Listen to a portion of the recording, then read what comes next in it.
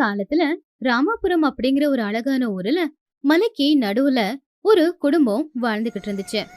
அந்த குடும்பத்துல வீட்டுக்கு பெரியவரான ரங்கையா, மனைவி லக்ஷ்மி, புள்ள ராமும், மருமக சுமதி, பேர ராஜு இருந்தாங்க. ரங்கையா ராமு ரெண்டு பேரும் விவசாயம் செஞ்சு குடும்பத்தை பாத்துக்கிட்டு இருந்தாங்க.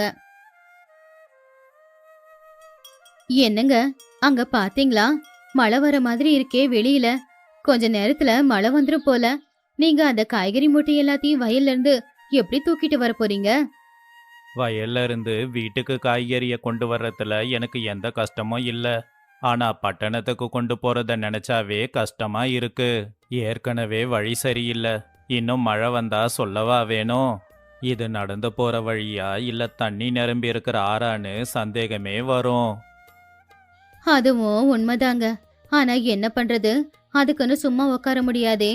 இந்த காய்கறி எல்லாத்தையுமே பட்டணத்துக்கு கொண்டு போய் வித்தாதானே நம்ம 4 காசு சம்பாதிக்க முடியும். அதை வச்சுதானே குடும்பத்தையும் பாத்துக்க முடியும். நம்ம தலையெழுத்து நம்ம வெயிலோ மழையோ கஷ்டப்பட்டு தான் ஆகணும். ஆனா நம்ம பிள்ளையாவது படிக்க வைக்கலான்னு பார்த்தா அவனுக்கு படிப்பு வரல. படிப்பு வரலனா என்ன? குணத்திலையும் செய்யற வேலையிலயும் ரொம்பவும் திறமையான புள்ளதான் என்னோட புள்ள ராமு. நான் ஒன்றும் இல்லைன்னு சொல்லலையே. உன்னை எப்பவும் ஞாபகம் வச்சுக்க லக்ஷ்மி. பெத்தவங்களுக்கு அவங்க பிள்ளைங்க அவங்கள விட ஒரு படி மேலே இருக்கணும்னு ஆசை இருக்கும். எதுக்குன்னா நாம பட்ட கஷ்டத்தை நம்ம பிள்ளைங்க படக்கூடாதுன்னு நினைக்கிறதால தான். ஆமாங்க, சரியா சொன்னீங்க. ஆனா நம்ம பேர புள்ள ராஜு இருக்கானே, அவனையாவது நல்லபடியா படிக்க வைக்கணும். அவனை நல்லபடியா படிக்க வைக்க நிறைய பணம் சம்பாதிக்கணும். இருந்த ஒரு காய்கறி வியாபாரி, என்ன ரங்கையா இது? இந்த மழையிலையும் இவ்வளோ கஷ்டப்பட்டு வந்திருக்க. நீ ஓய்வுங்கிறதே எடுக்க மாட்டியா? இந்த வயசுலயும் இவ்வளோ கஷ்டப்படுறியே. பேசாம உன் பிள்ளைக்கு கொஞ்சம் வேலை கொடுக்கலாம்ல. அவன் இதெல்லாத்தையும் செஞ்சிருப்பானே. அவனுக்கு அங்கே நிறைய வேலை இருக்குங்க. பாவம் என் புள்ள கஷ்டப்பட்டு உழைக்கிறவன். அவனுக்கு உதவி செய்யலான்னு தான் நான் வந்தேன். இப்படியாவது அவனுக்கு எதனா உதவி செய்யலான்னு தான். ஆனால் எனக்கு இதில் என்ன கஷ்டம்? நான் நல்லா சுறுசுறுப்பாக தானே இருக்கேன். இந்த மழை என்ன பண்ணிட போகுது? இந்த மாதிரி எத்தனையோ மழையை பார்த்துட்டேன். மழையோ வெயிலோ கஷ்டப்பட்டாதான் சாப்பாடு கிடைக்கும். ஆனால் இவ்வளோ கஷ்டத்துலேயும் நான் வந்திருக்கிறத பார்த்து நீ ரொம்ப கஷ்டப்படுறீனா என்னால் உன் வியாபாரம் போயிடும்னா? அதெல்லாம் ஒன்றும் இல்லை ரங்கையா. அவங்க வியாபாரம் அவங்க திறமை. ஆனால் உன்ன மாதிரியெல்லாம் என்னால் வியாபாரம் செய்ய முடியாது. உன்கிட்ட நிறைய விஷயம் கற்றுக்கணும். ஐயா, இந்த கீரை பாக்குறதுக்கு ரொம்ப நல்லா இருக்குங்க. இந்த கீரையை சமைச்சா நல்லா இருக்குங்களா? ரொம்ப நல்லா இருக்கும்மா.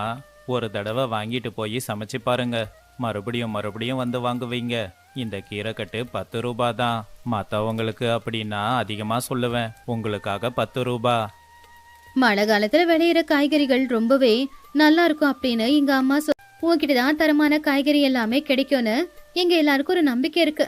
அதனால எப்பவுமே உங்ககிட்ட தான் வந்து காய்கறி வாங்கிக்கிட்டு இருக்கோம். அப்படி அன்னைக்கு நாள் பூரா கஷ்டப்பட்டு ரங்கையா காய்கறி எல்லாத்தையுமே வித்து வீட்டுக்கு திரும்ப வந்துகிட்டு இருந்தாரு. ராத்திரி நேரமும் ஆச்சு. மழையில வந்துகிட்டு இருக்கும் போது இந்த பக்கம் லக்ஷ்மி புருஷனுக்காக காத்துக்கிட்டு இருந்தாங்க. கொண்டு போன காய்கறி எல்லாம் வித்துட்டீங்க போல தெரியுதே. இன்னைக்கு வியாபாரம் நல்லபடியா தான் நடந்துச்சா? எப்படி இருந்தா என்ன, எல்லா காய்கறிகளையும் வித்துட்டு வந்துட்டேன். இன்னைக்கு பேரனுக்காக கொஞ்சம் பணம் எடுத்து வைக்கலாம்.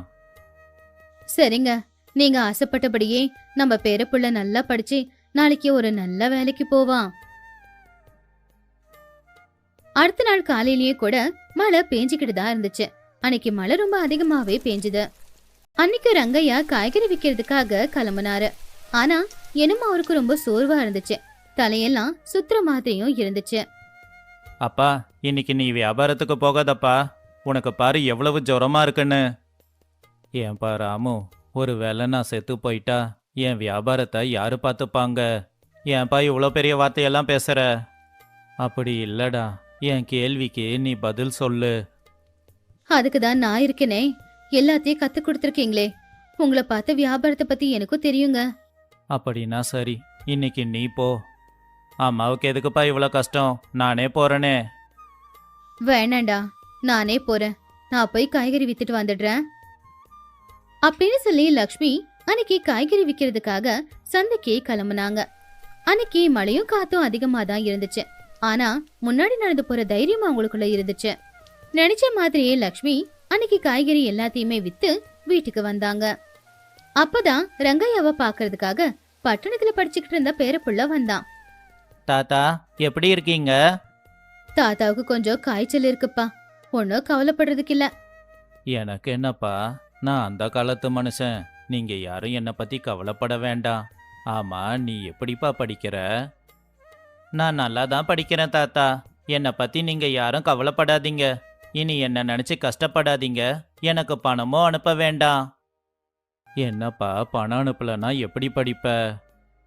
நான் பட்டணத்துல படிக்கிறது மட்டும் இல்ல தாத்தா, என் கூட படிக்கிறவங்களுக்கு பாடமும் எடுக்கிறேன். அது மூலமா நான் கொஞ்சம் பணம் சம்பாதிச்சுக்கிட்டு இருக்கேன். உண்மையிலேயே பெருமைப்பட வேண்டிய விஷயம்தாப்பா இது. நீ பண்ணிக்கிட்டு இருக்க வேலை அந்த மாதிரி வேலை. 4 பேருக்கு பாடம் கத்து கொடுக்கறது நல்ல விஷயம். இது நினைச்சா எனக்கு சந்தோஷமா இருக்கு அப்படின்னு சொன்னாங்க. இப்படி இதுக்கு ஒரு தலைவரையும் வைக்கணும். அந்த தலைவரா யார வைக்கிறதுங்க ஐயா? வேற யார? நம்ம ரங்கையாவையே தலைவராக்கிடலாம். அவரை விட இங்க யாரு நல்லவங்க? அவரு கூட இருந்தா நமக்கு உதவியா இருக்கும். ஐயோ, நானா? எனக்கு படிப்பறிவு இல்ல. நான் எப்படி பதவியில இருக்கிறது? அப்படி சொல்லாத ரங்கையா, நீ ரொம்ப புத்திசாலி. அந்த புத்திசாலித்தனத்தை எங்களுக்கும் கொஞ்சம் கூட. நடுவுல தரகர்கள் மூலமா எவ்வளவு நஷ்டமாகுது. பாவம் விவசாயிங்க எவ்வளோ கஷ்டப்படுறாங்கன்னு உனக்கு நாங்க சொல்ல தேவையில்லை. கடனை வாங்கி பயிர் வைக்கிறாங்க. மழை நல்லபடியா வந்துச்சுன்னா விளைச்சலும் நல்லா வரும். மழை அதிகமா பெஞ்சா விளைச்சல் வீணா போயிடும். அந்த நேரத்துல விவசாயிங்க சாகிறது மட்டும்தான் ஒரே வழின்னு நினைக்கிறாங்க. நீங்க அந்த நேரத்துல உதவி பண்ணீங்கன்னா அவங்க வாழ்க்கை மாறிடும். அப்படி விவசாயிங்க சங்கத்துக்கு தலைவனா இருக்க சொல்லி எல்லாருமே ரங்கையாவை கேட்டாங்க. பூஜனங்களும் சொன்னாங்க. இப்படியே சில நாட்களுக்கு அப்புறமா அப்படியே கிராமத்துல விவசாயிங்க சங்கம் அப்படின்னு ஒன்னு ஏற்பாடு பண்ணாங்க. அப்போ அந்த சங்கத்தை பார்த்து ரங்கையா ராஜு கிட்ட, நம்ம வாழ்க்கை இவ்வளவுதான்னு நாம நினைப்போம். ஆனா வாழ்க்கையில எது எப்ப நடக்கும்னே தெரியாது. வாழ்க்கையில எது வந்தாலும் நாம தயாரா இருக்கணும்ப்பா. எனக்கு முதல் வாத்தியாரே நீங்க தானே தாத்தா? உங்ககிட்ட இருந்த நான் நிறைய கத்துக்கிட்டு இருக்கேன். நான் முன்னேற அதுவே போதும். எல்லாரும் ஆசைப்பட்டபடியே ரங்கையா தலைவனா இருந்து விவசாயிகளுக்கு உதவி செஞ்சுக்கிட்டு இருந்தாரு. நிறைய விவசாயிகளும் நல்லபடியா வந்தாங்க. அப்படி வந்த லாபத்துல ஊருக்கு எல்லாரும் ரோடு போட்டாங்க. அப்படியே ஆத்துக்கு மேல ஒரு பிரிட்ஜையும் கட்டுனாங்க. எல்லாருக்குமே பாடமும் கத்து கொடுத்தாங்க. இந்த கதையில இருக்கிற நீதி என்னன்னா, வாழ்க்கை இவ்வளவுதான்னு நாம நினைப்போம். ஆனா என்னைக்காவது ஒரு நாள் வாழ்க்கை நம்மள வேற வழியில கொண்டு போகும். அந்த வழியில போகும்போது கவனமா போனோம் அப்படின்னா நம்மளால நாளைக்கு நிறைய பேருக்கு நிறைய நல்லதும் நடக்கும்.